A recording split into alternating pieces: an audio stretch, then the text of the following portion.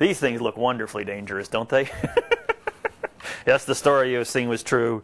The names weren't changed because nobody was innocent. Anyways, enough of the humor.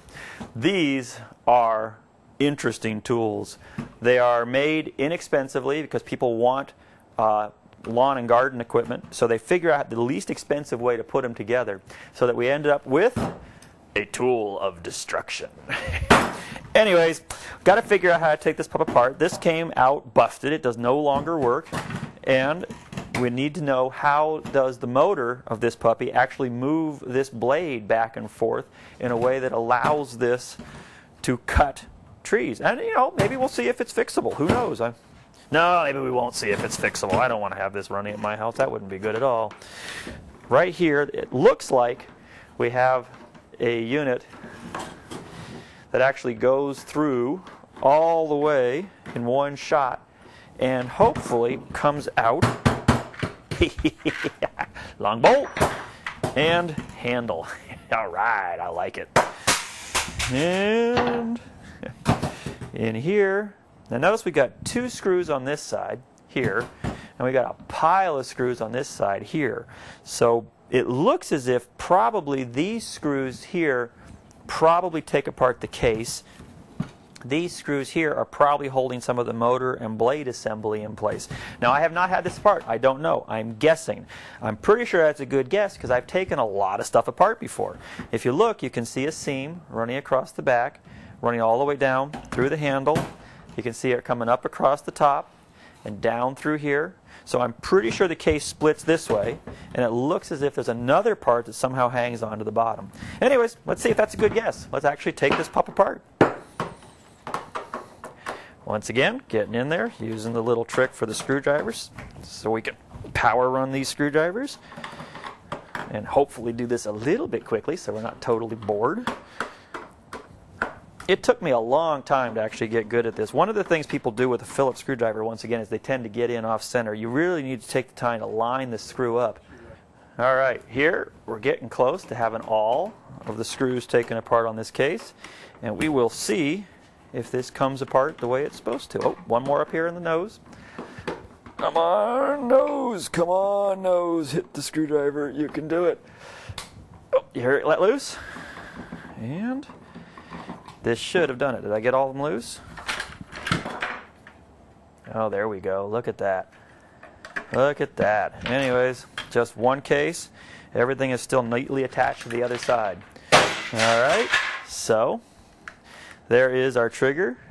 Here is our power coming in here. We've got the actual locking trigger of some sorts. And we come around to a motor. Now, this is kind of fun. Notice how much the motor is dependent on the plastic case. This is part of making the whole thing less expensive. We've got our cooling fan. We've got a brush-driven motor coming down into a gearbox. All right, so does this come out easy? Oh, we got bushings and bearings and all kinds of wonderful stuff here. Oh, and I wonder if there's actually something under here that's helping to hold the motor in. Sometimes they do that. This one's feeling a little bit attached down. Oh, I see it, I see it, I see it, I see it, I see it, I see it. We got a bushing in here. Like so. This is going across the top, holding the bottom end of this shaft, and this is the one that actually is going to be taking most of the work and having a lot of tension against it. And here we are. See, I was right. These two here, these 2 screws, as I was telling you, are actually part of what's holding the gearbox in place. So let's go ahead and get these out.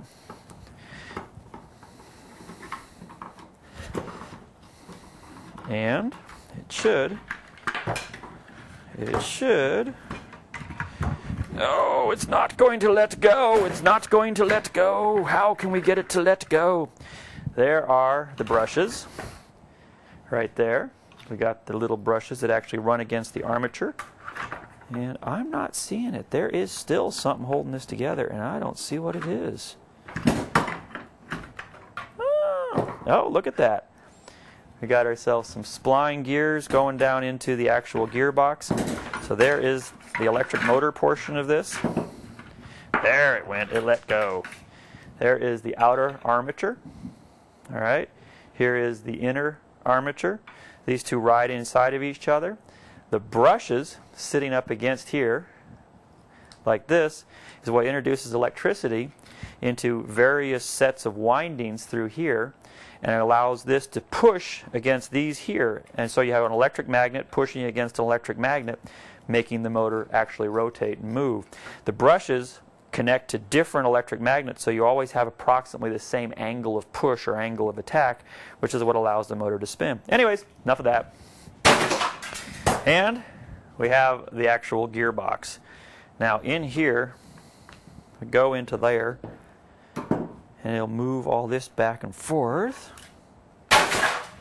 So here we go with this.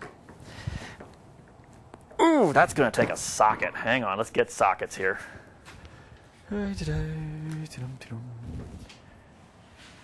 Ah, there it is. For some reason things are flying all around this shop. I don't understand it. Okay. Come over here.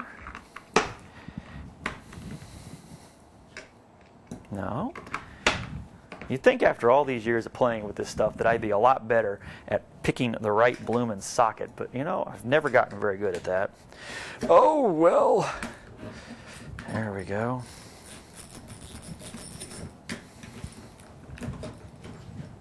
And these are a little bit harder, but notice if we can get it loose enough, we have the same technique of just giving this a twist to be able to actually get it to let go. Ah, they're long, they're very long. And go for another one.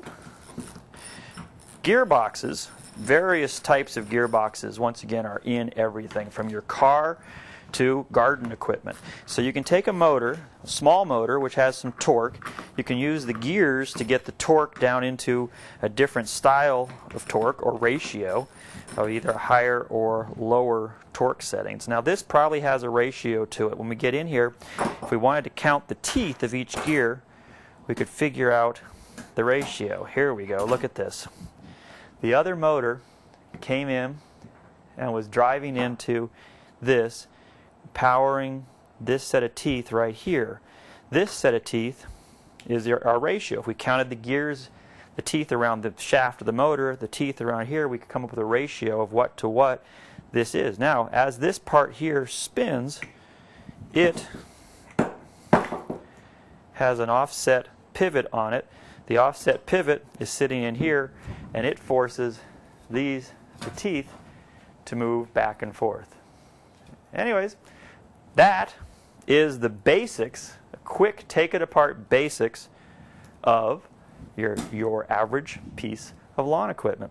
And talk about messy. I'd use this shirt, but I think my wife will kill me. Oh, thanks.